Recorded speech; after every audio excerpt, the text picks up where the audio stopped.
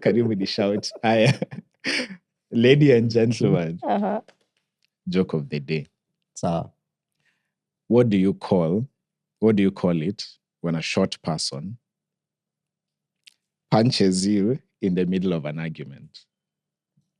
short punch. No, but Punch it's line. right there. No, Short put. that's a good one. But no. What do you call? Grace? No idea. A low blow. Ah, I told you it's right there. It was right there. low blow.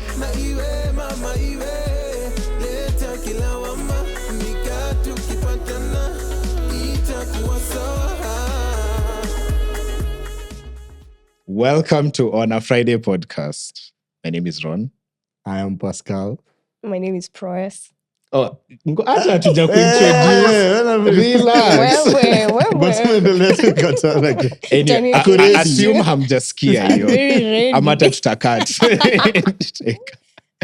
Anyway, yeah, you can follow us on YouTube, on Instagram, on Spotify, TikTok. on TikTok. And IG. Please subscribe. Mnaochingi na subscribe. Acheni hizo. Tafadhali. Anyway, today we have a rare guest. Now introduce yourself. So my name is Prowess, but my real name is Grace Moretti. I'm a podcaster also. So podcast called? Vibes and Conversations with Prowess Podcast. You can find it on Spotify. Okay. Yeah, just Yeah, Spotify for now. Oh, your Instagram is not active? Personal Instagram. Yeah. Nimekumbuka. Anyway, so yeah, we have brought her here for a very interesting conversation. And I feel like the person who's best transitioning into conversations in the corner Pascal. So I'll let you do that transition. Ama leo, based on the topic umeona. You transition last time we had this conversation. We had this conversation before. And I feel like it went long. It used to really go. It actually did. So fun. And it got really heated. So Rod introduced it. So I think this is the second time you're talking about politics. Yeah, and we want to do it like every year. Yeah, just at least every once in a while, because a lot of things change in the political scope. So, a lot tunaongelea politics. Surprise. It's the only thing everyone is talking about. Like everyone is talking about politics. But yeah, we wanted to... Ujipendi upendi country yako unaweza finya next. Bye. Maybe your interest can start here. True. By the way, your interest can start here. And especially ka uko na ID. Sielewi mbona mtu mwenye ako na ID anasema politics is not their business. Personally, I just don't get it. Which is a very good transition to story ya maandamano. Yeah. Mimi nilienda maandamano moja. Ulienda gani? Zote zishaikuwa nikilikuwa. Zote in history ama zote kutoka 2024? History, kwa nini kutoka 2024? Unajua watu wamekuwa active. Mpaka yenye tulifunga nayo hii mwaka. Ngoja, kuna yenye tulifunga nayo? Yenye tu sikuenda ni 7. Si kulikuwa maandamano ya 25th. Oh yeah. Hata you ulienda? Why not? Active citizen. Why not? Kumbu najituma. Lazima tujitume. Pascal, you need to do better. Anaenda yangu na yake. I'm trying to avoid the conversation. Ulienda maandamano? Sulienda yangu na yako. For me and for you. Alienda in place of as a representative of ushaye na maandamano by the way. Don't be shy. Because of video. We're taking kumoja. No. Ya nini, lakini atatukoe. Okay, no. Nafikiria nakumbuka ile nini. Maandamano. Si 25th ndo watu waliingia parliament. Hiyo ndo siku nilienda. And I think you were caught up somewhere. No, I was in work. Wakakata tutoke. Yeah, juenye it wasn't looking good for people. But tukaandamana. And one thing, yes, a lot of unfortunate things happened during that period, and they're very unfortunate, which I'll mention why they have guided my feelings about some things at some point later on in the episode. But one thing I liked is all of a sudden, kitambo ilikuanga inani, honestly, the word I would use is annoy. It used to annoy me when I sit down with someone who's in their early 20s. Unamuuliza their opinion about politics, asema, I don't do politics. Like, politics will do you. Like, you don't have an option politics. Of not doing politics. You are an adult, you pay taxes, or you are supposed to pay taxes because you have an ID, you have a voice through your ID. And you vote, or rather you should vote. So you should have nini. So personally, niliona kulikuwa na a lot of unfortunate things that happened, but one upside to your period ni ilifungua way more people macho. Hadi watu walikuwa na make jokes wakisema venye awaamini au ndo wameshikilia remote wanangojea news. Babake ningia kwa nyuma napata yendo kuna remote. Iko KTN news. But that's why we watch news the most easy time sasa. Last year, this year, and watu wameanza kuona news like a lot more kufuatilia what is going on. Mimi naanza kuifeel when it started hitting my pocket. Temenye umseli come into power. Lafus jake kama bills za nini. Like ilikuwa last year 2024 the finance bill. Because before that already alikuwa ameanza kuhit into pockets. You can humor. But I'm the kind like will complain online. I want to go to like maandamano juu niko stuck in at job, but nda make sure niko vocal online. Keyboard warrior, utatoa sword yako. It's so annoying. Alafu pia una contribute time yenye tulikuwa tukichangisha for the protesters who are hurt and their families and the people who are killed. At least I contribute in those ways.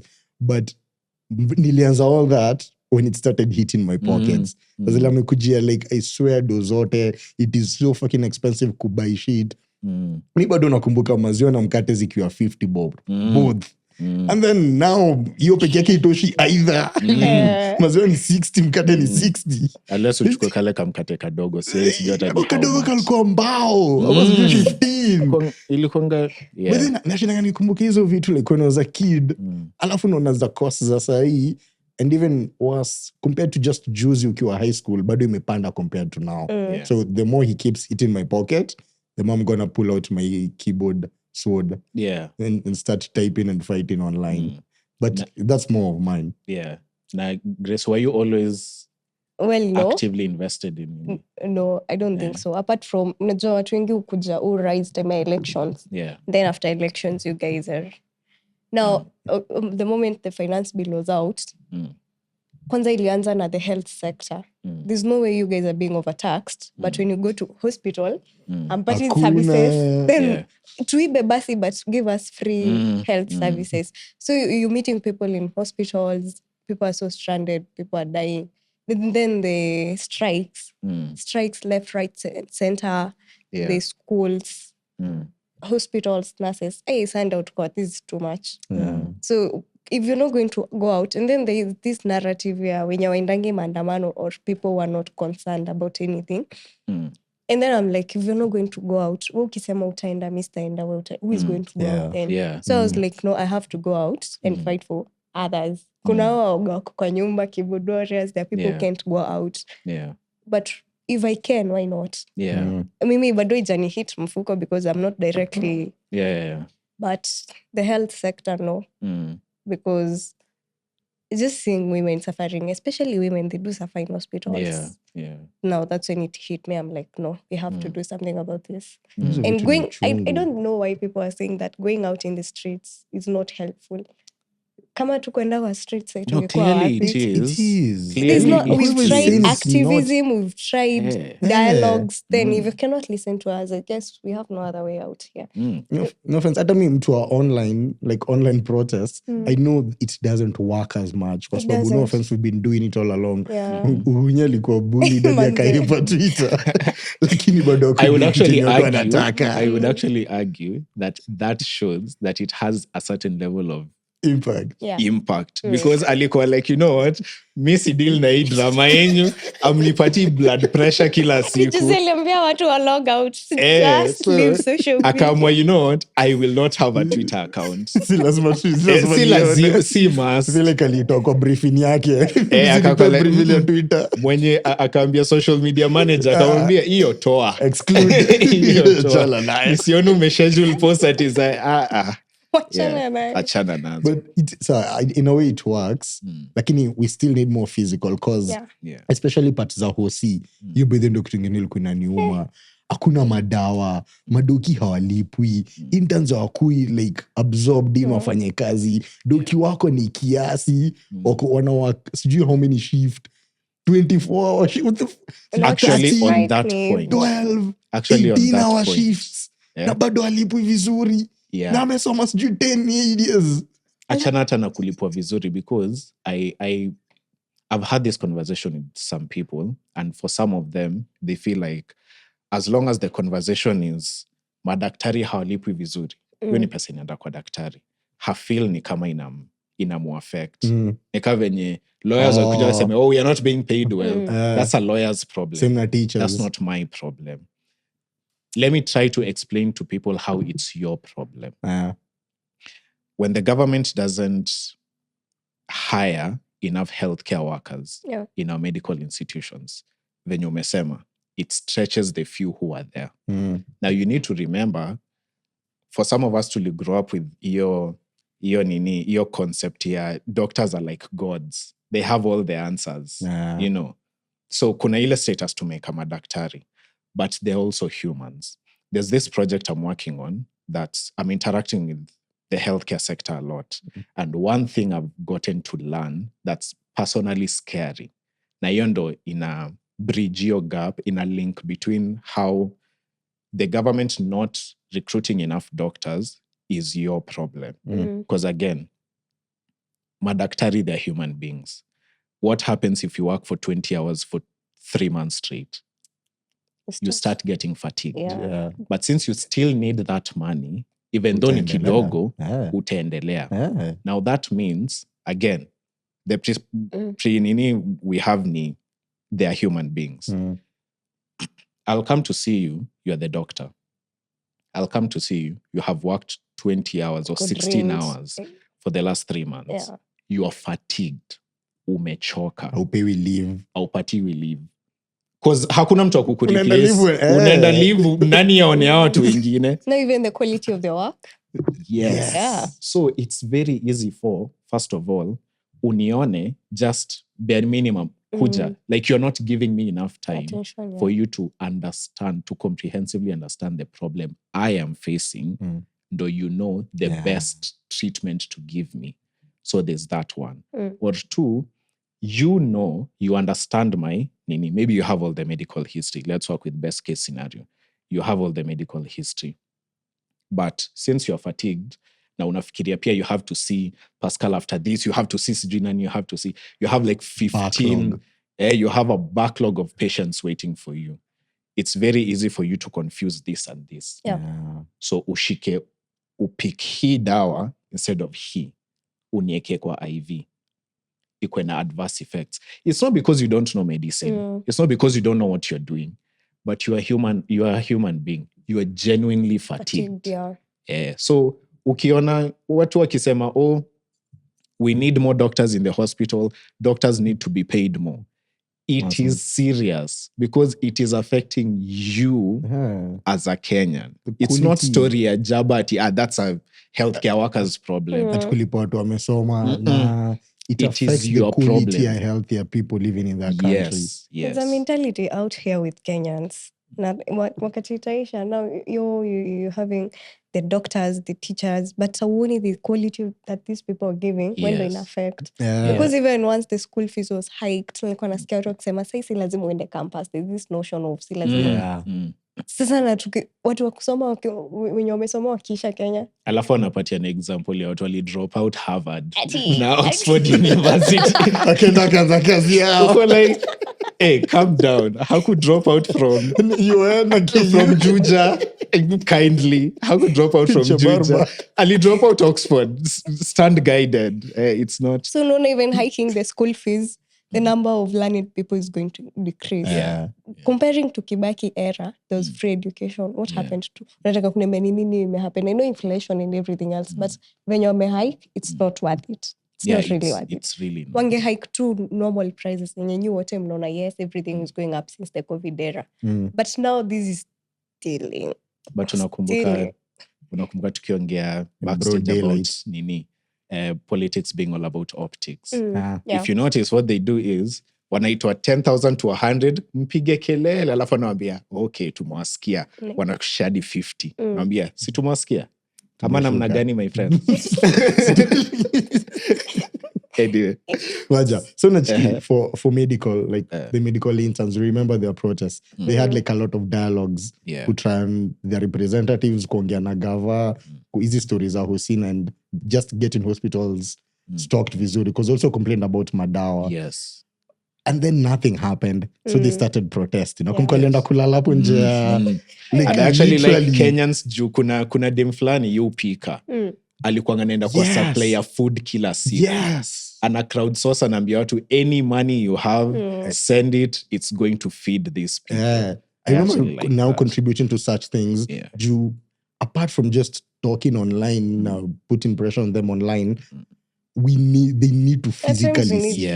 Yes. Like when watu on ground hapo. Ilikuwa inanibuyo point ya bill ya 2024 again, wakisema, oh, Kenyans support this. Not wako nje ni akina nani kwani? There are thousands of people outside saying don't sign. Alafu kuna mother and that's nobody, oh, Kenyan support. And there are people literally 100 meters away from you protesting this. But anyway, we all need to see it more. Yeah. They need to see it more. So yes, I do need Mr. like physically showing up, but I understand it's something that we need to do. But so now ilikuwa tuongelea now how that has transitioned to the nini, when they try and do something, the digital now, because now they made physical protests too risky. Umonata juzi ndo realize that problem is much bigger than what we initially thought. Sikuna Kenyans allegedly walishikiwa UG. Uliona hiyo ruling yenye ilitokea this week? Huo judge alisema the headline statement was, you cannot squeeze blood out of a stone. Basically alikuwa anaambia watu they don't have enough evidence for them to prove that ni government ya UG ili abduct hao watu. So he can't compel Uganda's government to produce what it doesn't have. That's basically what he said in a nutshell. Niliangalia nikakuwa surprised. But anyway, now that goes to now your field of expertise. Back to you now, keyboard warrior. But umonate hiyo imeanza kunini. With the new bill. With the cybercrimes bill. Because now with that bill, basically even online protesting, you talk and you come and criticize the government online. One, watafunga Twitter account yako. And then wakona CID, watakutrace na NIS. Wakutrace wakukujiadi hapo kwa lapi mali unataipia. Alafu uliona ile clause ile kinasema ukikuja kuchukuliwa because of any cybercrime allegations, you talking about it is in itself a crime. Oh my days. So ile nye watu walikuwa na nini, ile nye watu walikuwa na sema ati na kujiwa ni nini, they are making that a crime as well. So if recording an abduction is a crime. Yes, exactly. Basically recording an abduction. The abduction is not a crime, but recording government abduction is also a crime. Yes. Even posting an abducted person. Because now you're talking about an abduction that you're not supposed to be talking about. That's a crime. Umenikumbusha story. You're going to be criminals wengi Kenya. Niliona Ashad alikuwa. Anaitwa Asad ama Ashad. He's a very famous protester. Alishikwa a few times last year. Alikuwa Ashad ama Ashadi? I don't remember. Uyo, his Madridi, I think ni Ashad. Uyo Madridi. Niliona kwa Twitter yake, X. I didn't verify it, but alikuwa nasema ati there were friends who I think as a joke walieka beshte yao kwa nini kwa boot, then wakimweka uliana wakimweka kwa boot kulikuwa na ma DCI around. DCI wanashindwa huu ni nani competition? Like, we do not know you. You're not, no, we are not supposed to be having. So they were DCI wakawa hunt down, wakablock hiyo gari yao wakawasimamisha. Like, why are we doing our job? Mbona mnafanya kazi yetu? Wacheni wengine. So yeah, it's, but I know personally it will make me start second guessing how I approach these ninis, because hata kwa nini kwa my WhatsApp, I usually talk about such things. If I'm displeased with something, I don't care who's on my contact list. If I see something that's not okay, I will say it, even though it will rub some people the wrong way. But yeah, like you have your opinions, Jakarta, you have yours, but I will have mine.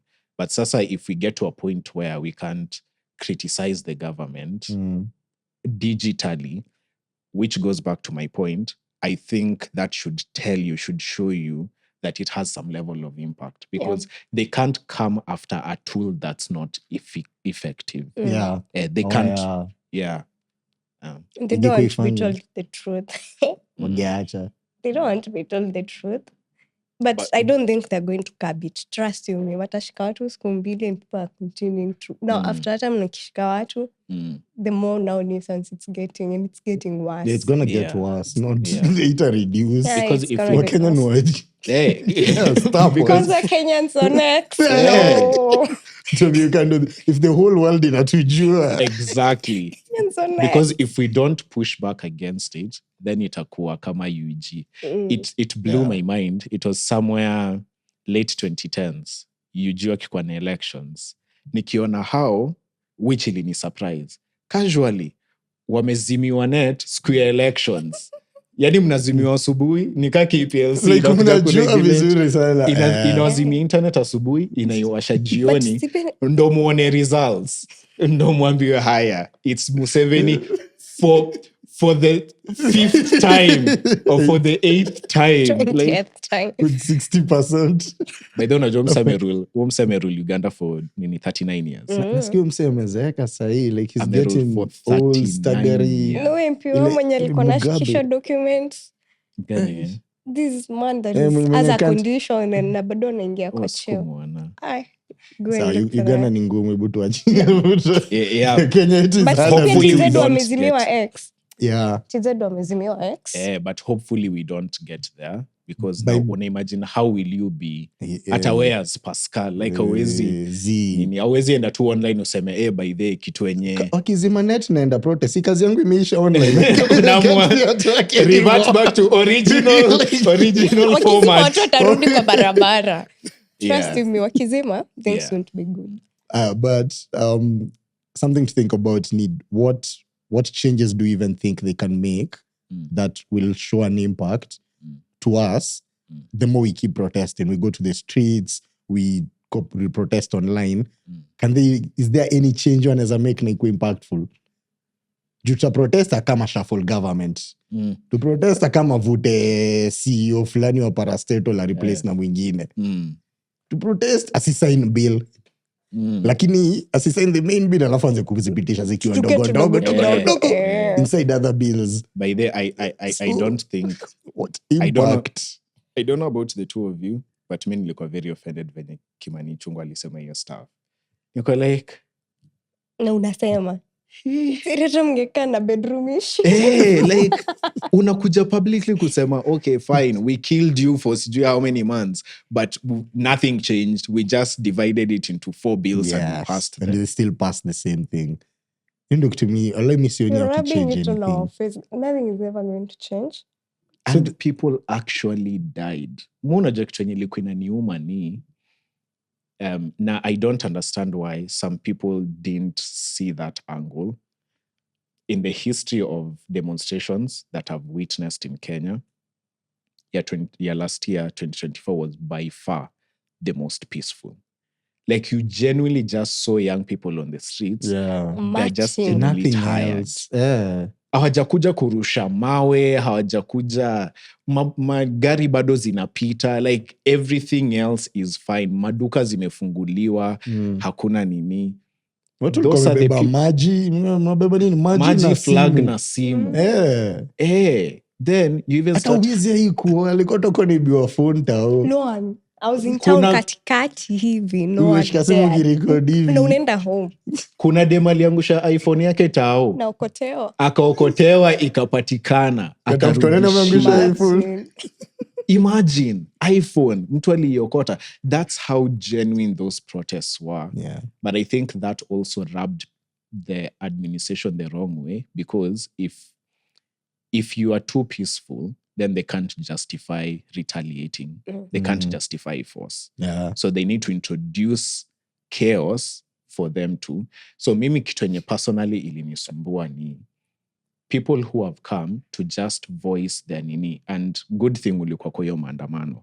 Ulikuwa unaona basically what people were doing were singing and dancing. Kulala kwa barabara. People were basically just singing and dancing.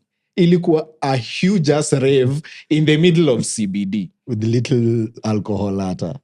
Alafu nduthi na kamna ngoma, mnajienjoy. Alafu like imagine. Sober rave in mid-CBD. In the midst of... Ilikuwa na mix kwa ground. In the midst of all that, mnasikia 3 people were shot in the head. Like, why? But I was in town when those people went to parliament. Walitupita literally. So I guess 3 of the guys who were shot. They were just like, tumechoka kuimba hapa. Tulikuwa hapo Kimathi Street. They're like, mbona tunaimba Kimathi Street? Tuendeni hapo parliament, tuimbe. Literally, there was nothing that was going to happen there. They were not going to steal from parliament. They were just going to sing there as they were doing in town. Hata wakufika. They didn't. It was very bad. Now, why did they shoot them? Because parliament is a what do they call them? Protected areas. Maybe after what happened last week in JKIA, they're not selling areas. Me that point again. And at again, protected area. Ule na watu wameingia hadi kwa ndege. Watu wameingia hadi kwa ndege. Watu walikuwa wanaingia kila mahali. Kasa watu waliingia kila mahali. Airport watu waliingia kila mahali. Now JKIA is not a protected area. It's not. There's no protected. Ini mali ya wananchi. And if they're not demanding for their rights because you are not giving them, you have to listen to them. But killing them is never an option. Yeah. Because hadi next year niko sure 25th watu watakuwa kwa barabara. Trust me, next year. Now combining with the elections and kwanza next year campaign itakuwa imeshika mbaya. Next year ndio ya mwisho. The mwisho until election. So do you guys believe there's any change that Kasongo could do in his government to give us impact? None. Hakuna kitu anafanya. Kasongo no. Umesema no is a full answer. Is a complete sentence. Like there's nothing he can do to change. You already messed up. There's nothing he can do. The only thing he can do is keep on lying to you. Say mnapewa Nyota Fund.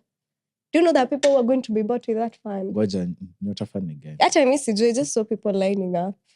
Kuna fund ingine meka youth pia. Senior Nyota Fund ya 50,000 ama sijui na. It's that one. To do community businesses. Alianza na Hustler Fund ndio hiyo sasa Nyota. He's now trying to buy back the youth. Ni pesa tu zetu anadua. Pesa zenyu. Kenya ni mani msema tuibia sana. Anaiba swala kurudishia 15 bob. Wewe ukipewa chukua lakini 2027 usikue fala. But to answer your question, in my view, how I'm interpreting the question is it within his abilities? Yes. Yeah.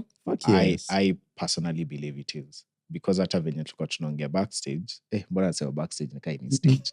Tulikuwa tunaongea before tuanze kurecord. You can say a lot of things about Ruto, but damn is not one. He's a very smart guy. Ruto is a very smart guy. He's not. You cannot be this effective at being ineffective if you are dumb. You can't. You have to be smart for you to be spectacularly poor at your job. You have to be really smart. He's a political strategist, a really smart one. So he can do it. And actually, I would encourage people to go and read The Prince, Machiavelli. You will just see Ruto. You just go read The Prince. You will just see Ruto there. But anyway, I do believe that it can change. All the leaders that we have elected, they can do something about the problems we are facing. They just don't. They just don't do it for one reason or another. Okay. They just don't do it. And one thing that disappoints me is, one, people who don't vote. So that's one thing, because now you don't understand how important your vote is until other people have voted in the wrong person. Ndo unakuja unaanza kusema, mi sipendi Ruto. Okay, sawa upendi Ruto. Ulivotia nani? Siku vote. Unataka tukusaidiaje? Like how exactly do you want us to help you? Yeah. So people need to vote. Can we take a minute on that note? Ati? Can we take a minute on that note to look at your camera? Naambia mtu chukua kura. Chukua kura. Najua amekataa nini. Najua ukienda kwa hizo IBC offices unaambiwa nini. Kwa hizo ma stations. Kuna watu wenye wameenda wanaambiwa, hapa ni polling station, but hawachukui kura hapa. Even though iko kwa IBC website, that wanaweza enda kuchukua kura huko. So don't let them frustrate you. Go and take your vote. By all means. Yes. Whether we Kithni or we Dickney or we Kithni, we must. So that's one. And two, vote wisely. Unajua mimi, kama najua, na ili surprise watu, the one before he last, nilivotia Ekuru Court. And I was really invested. Sisi watu tukulik sasa. Sisi tukusaidia aje wewe pia wewe. And I really invested in understanding what he was trying to sell me. I really invested in it. And nikaamua kuvote. Na unajua mbona ili surprise watu? Ika surprise watu cause the response nikaget ni, why are you wasting a vote? You and 2,000 others. Me and 183 people from his clan. Why are you wasting a vote? But at that time, the two people who were vying were Uhuru na Raila. I don't think one was better than the other. So for me, there were just two devils who I couldn't pick. So I would have rather lost a vote than voted for one of these two. And my reasoning is or was, yes, today I'll be one of the 183 who vote for him. Someone else will look at that later and think, alipata 183, mi nilifikiria atapata 5. Kumbe kuna watu wengine wenye wako interested na umsi. Next time, atakuja kuweka kura yake hapo. The next election, it's not 183, it's 2,000. The other election, it's... So if we look at it, I know it's an idealistic way of looking at things. Ni long term sana, nika baba jaribu mara 5. True, I get that. But I'm thinking, I'm doing the small step I can instead of not doing anything. Okay. The small step I can take, let me take it. Even though right now it doesn't look significant. But now, since that is not an option for a lot of people, we only stick with the two biggest ones who are there when the election time comes, which if you realize, they have been the same people. Over and over again. Over and over again. Leo itakuwa person A and person B. Kesho itakuwa assistant wa person A na person B. Kesho kutu itakuwa assistant wa person B na assistant wa person A. It's the same cohort we try to fight over every single time. Because you're still stuck in that. Kasai watu wanasema, hawatavotia Maraga because that's a wasted vote. Maraga doesn't have enough votes on the ground. You do your part. That's what I think. If you are really interested and you buy what Maraga is selling, vote for him. Don't worry what Pascal is voting for. You vote for Maraga.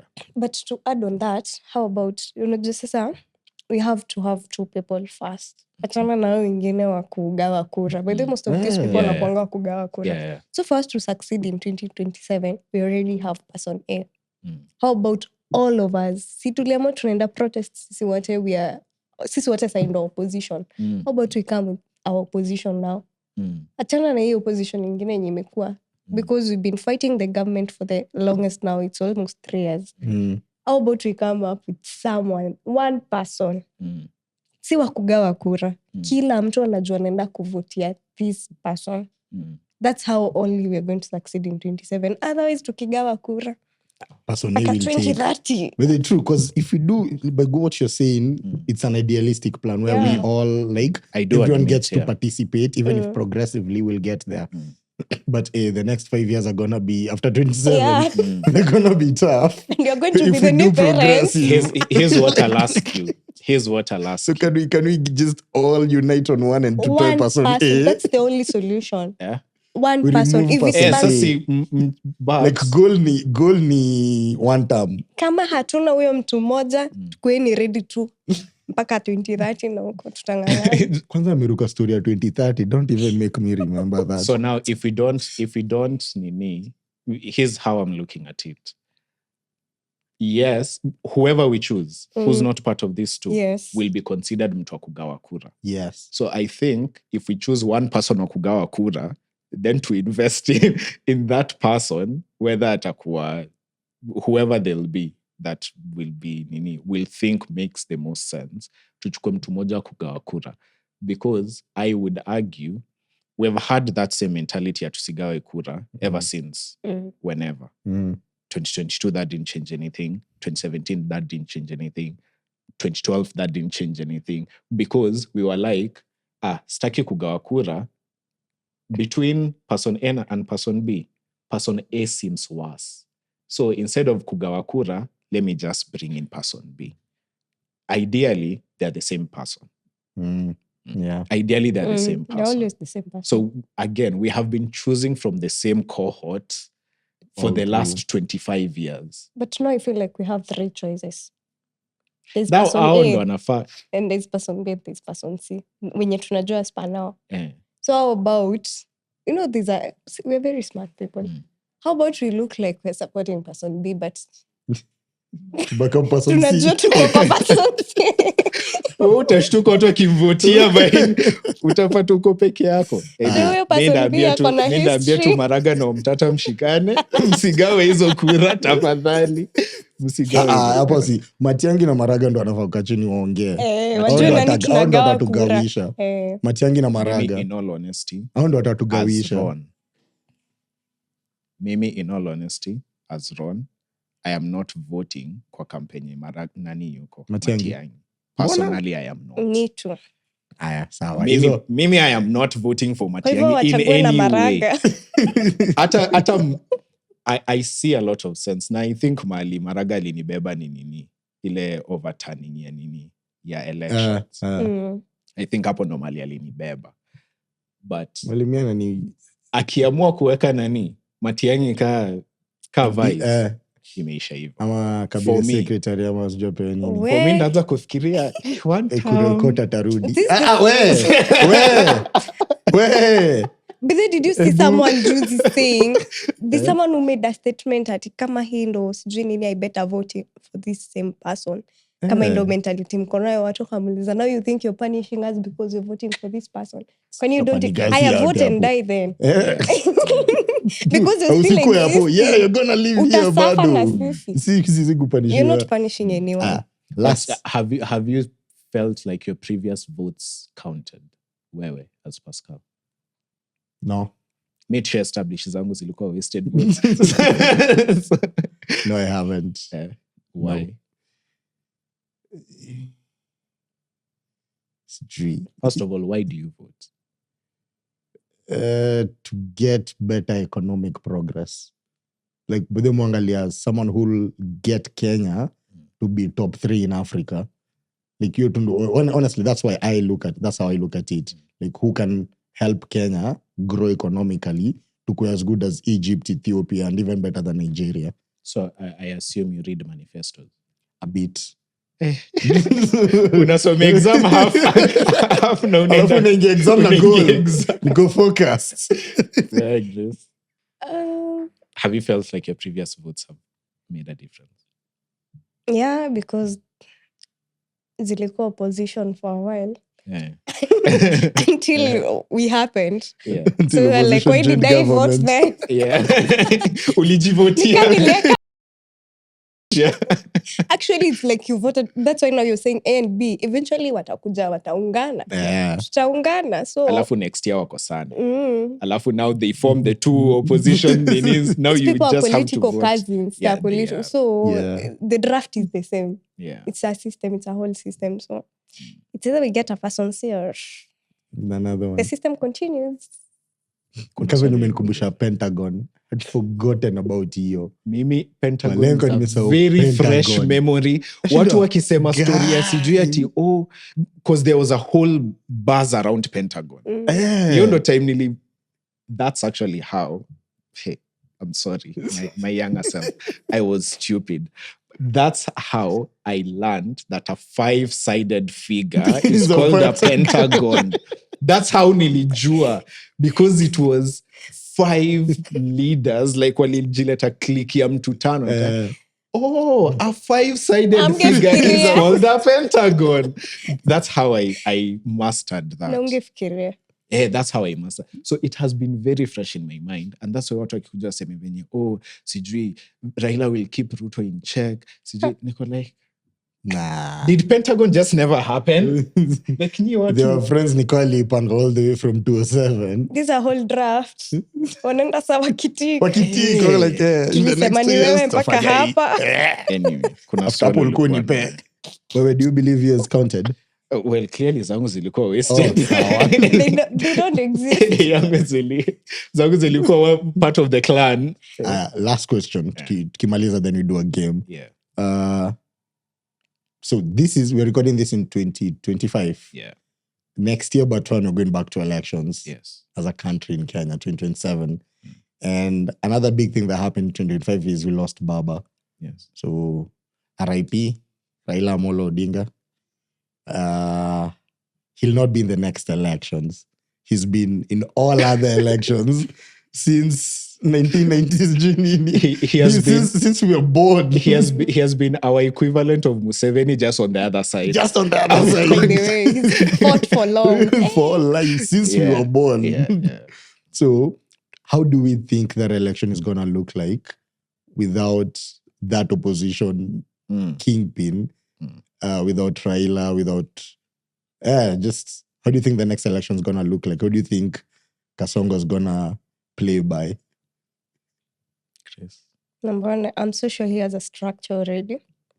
He knows how he's going either to manipulate you guys with Raila is no longer here.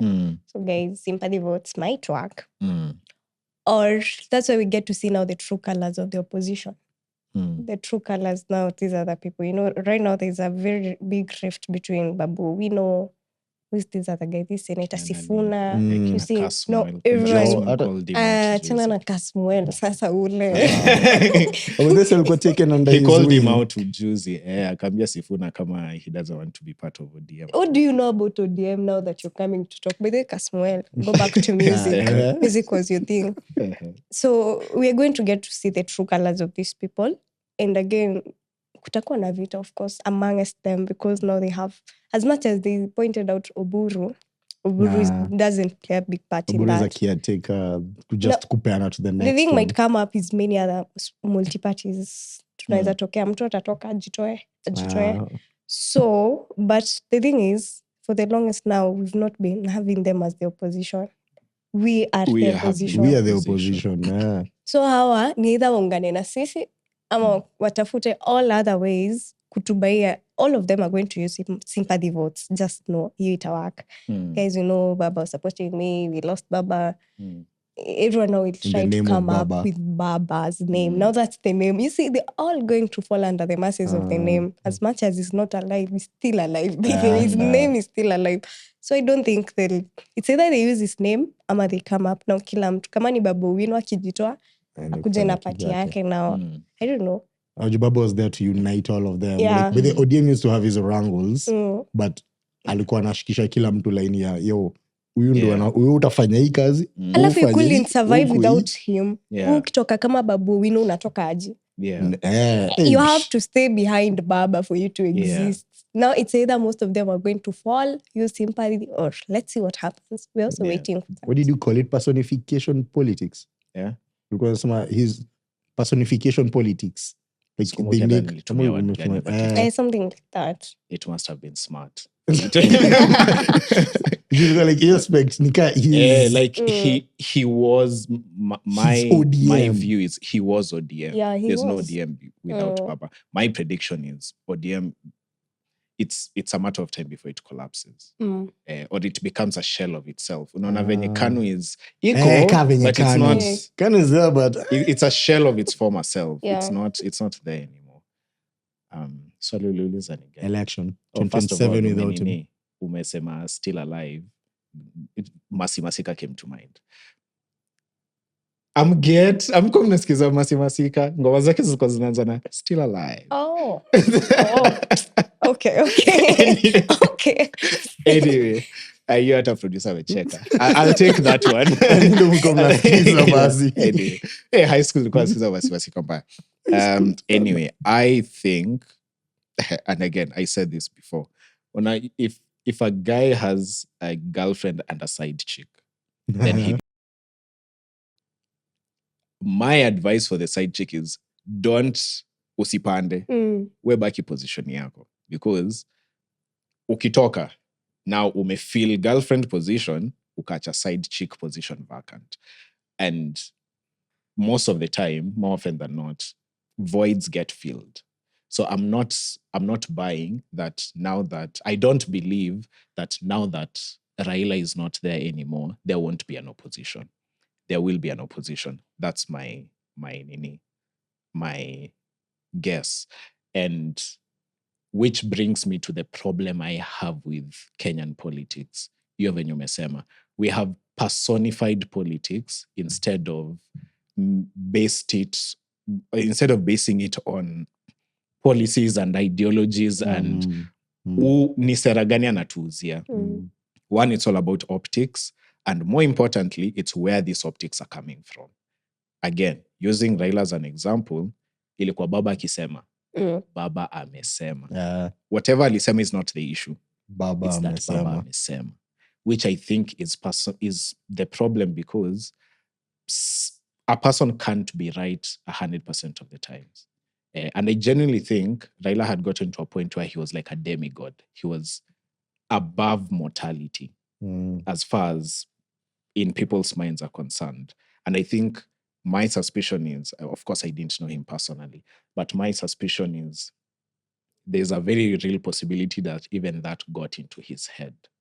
Because how do you have people worshiping you like that and it doesn't get to your head, honestly? Yeah. For that long.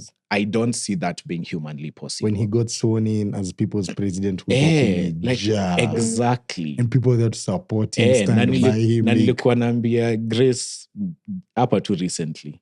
Niliishi Kibera for a while. People were literally willing to die for him. I'm not saying figuratively. I'm not saying atasema, I'll die for Baba, alafu when the bullet comes, you can like, people were literally willing to die for him. When you get that kind of worship, it's very hard for you to see yourself as a mortal. I think so. But anyway, we are not here to talk about him since he has passed. But what now happens after him? I think there will be an replacement. My concern is we'll go back to which Nimonezo discussions shanza to who's the next kingpin to replace him. Not who's the best leader now to keep the government in check. Yes. Because I think for me, that's what the opposition is there to do, is to keep the ruling party or the ruling coalition in check.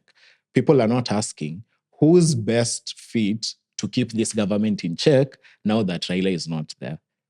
Now the conversation is who's the next Luo kingpin to replace Baba, which I think we are going to fall through the same cycle. We get someone else, we idolize them, although I don't think we'll idolize that other person nearly as much as people used to. It might happen. I think Raila paid too huge of a price for someone to replicate that. He has to go through Nyayo House, to go through fighting for multi-partyism. Several presidents. Yes, he has to go through that, which I understand how he might have risen.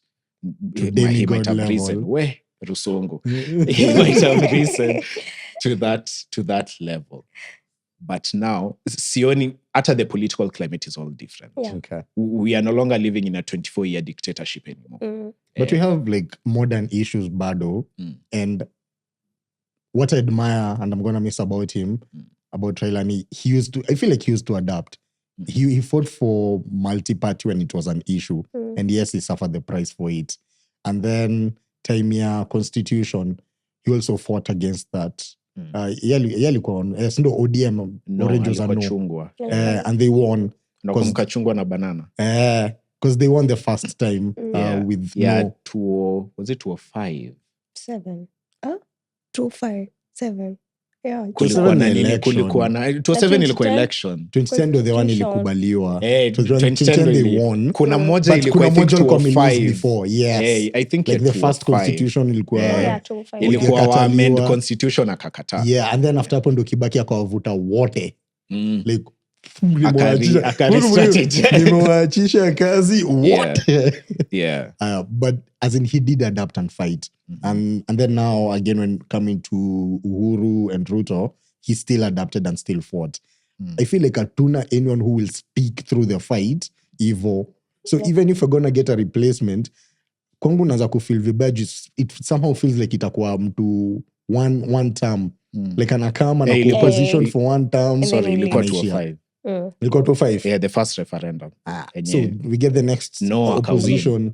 No akawin. Yeah. The next opposition after 2027 akuje term moja watoke tena 2032. Alafu mwingine tena ingia. Hakuna hiyo consistency. Yeah, like having someone who's always there fighting the regime. And even though he collaborated and shook hands with the regime a lot, he was still fighting them. Hata kani the same coin. Hata ikifika time election wanatudanganya, ijalishi, because at least we still get to fight. We still need those fights until if the point we can fight all of them. So now without him, 2027 mi naona tutakimbizana na Kasongo hapa hivi na hakuna mtu akumkimbiza. Sisi na yeye hakuna mtu kukimbizana na yeye huko juu. Juu sisi tuko kwa ground tao. Yeye bado wako state house na wako in parliament buildings and whatever. Rao had access to all those places. He had people in State House who he could call and tell, ambia Ruto hivi, and that person will go and to Ruto's ear and tell them. We don't have that anymore, Sasa. So if, as much as he was complacent a bit, he still fought. And we don't have anyone who has the connections and networks he needs to fight. Question is, for who of late? At this point, I'm just happy anyone fighting the government. Doesn't matter, it's for who. For teachers, you need press. Fight for fish. Na balala akuje na watu wa coast wanze kufightia ocean. As long as you fight. For me, a fight has to have results. And for a long time, I'll have to give it to him. For a long time, I think his fights used to have a positive effect on the people. Like you could see the people benefiting. But it got to a point, like I said before, your quote here, you either die a hero or live long enough to be a villain. Yeah. I genuinely believe Raila lived long enough to be a villain. Yeah. Alifika mahali where people are like, broad-based government unataka, who exactly is it benefiting? Him, it was and for him. The most recent one proved to have no real positive effect on the people on the ground. It just benefited the small cluster of people that surrounded him. So that's why nakwambia. Honestly, acha niseme hivyo, because I still have a problem in 207. But if he hadn't done that in last year, 2024, the light aingekuwa that clear on how what he he's was operating fighting. now, Yeah. how he was operating before he passed. Yeah, so I genuinely believe he did live long enough to be a villain. I just think it will take a while before now more people catch up and more people get to see it. We're like, okay, yeah, this was not right. Yeah, okay. I genuinely think so. Okay. Our time is up. We are running out of time. And the politics unazongea for long. And it is a conversation kila mtu anafaa kusikiza. Yeah. Koko na ID, unafaa kuongea politics. Otherwise watakuibia kila kitu. Tuni pesa yako. Tunaibiwa huku ndani ya mgeni. So this is a game. So we're gonna do a game. I love this game. In honor of Raila, the past hero. Yeah. The game, Raila again, we know he, what did he say? He collaborated. He vied for, I think, 5 elections and lost all of them. Some were stolen, some alikuwa second, but at least he was consistent. Yes. At least he was so in almost all of them, he had a collaboration with the president who won, like a handshake of sorts, or like when I'm to work together of sorts. And in each of them, there are some key statements he said on why, because he needed to explain it. Juenye ametoka ku bring everyone together to fight against him, so he needs to explain, okay, why am I choosing to work na it? Yeah. So he said it. He said reasons. So our beautiful producer is gonna read it. Watu wanajua ni mrembo. Hawajamuona lakini at least now wanajua ni mrembo. Tutakuwa tukithrow hints zile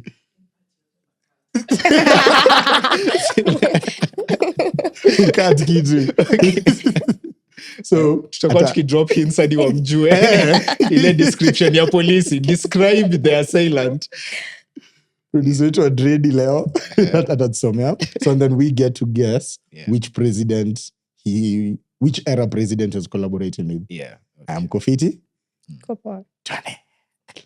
Do we decide on it before we say it, or do we say it then discuss it amongst ourselves? We just say and then get an answer. Study discussing will help. We don't say they're good.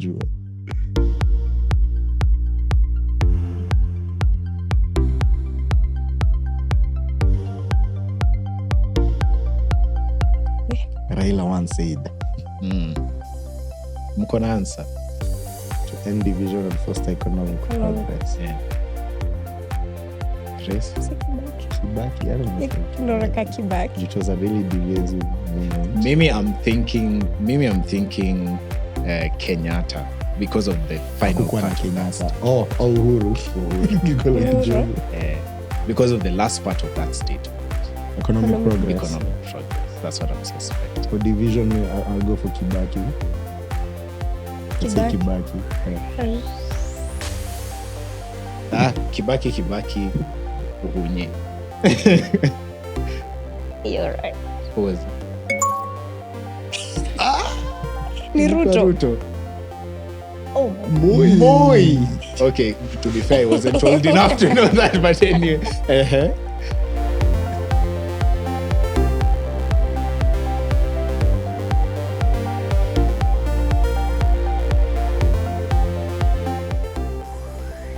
That's so Kibaki.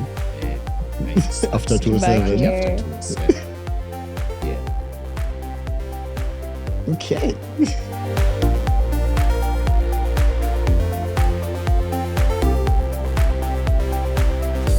Like an economics. Wait. Now that sounds like more. Maybe kakuna mwingine. Duty to unite Kenyans and move forward. Not yet to Uhuru. Moi.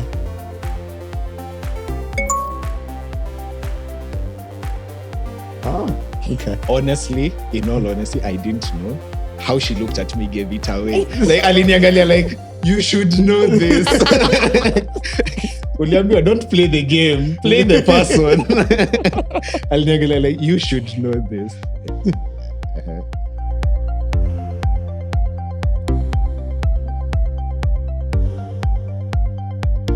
That sounds like Uhuru. Okay. Kibaki. I'll narrow it down between Kibaki and Uhuru, because the conversation with Ruto was not ethnic based. I don't think so. Uhuru. Kibaki. I'll stick with my Uhunye.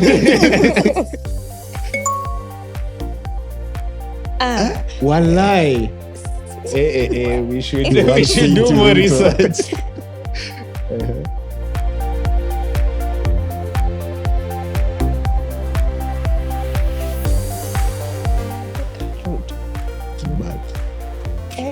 Contributions. That sounds like something you tell Kibaki. Fair enough. Naruto contribution. Okay. I don't know. Let me guess. I don't know if this is the time I should stick with my Raila anambia Ruto your contributions deserve. Kwani aliambia Ruto mimi basi. Okay, sawa. Hizo statements zote. Kuna moja ya Ruto. No, kuna moja ya Ruto. Kuna moja ya Ruto tulipata. I'm stubborn. I'll stick with my Uhunye. I'll stick with my Uhunye. Na guess to Ruto. Kibaki. Mimi nimebaki na Kibaki. But So, Uhunye bana, always disappoint in power and out of power. Get me one. we have a last one.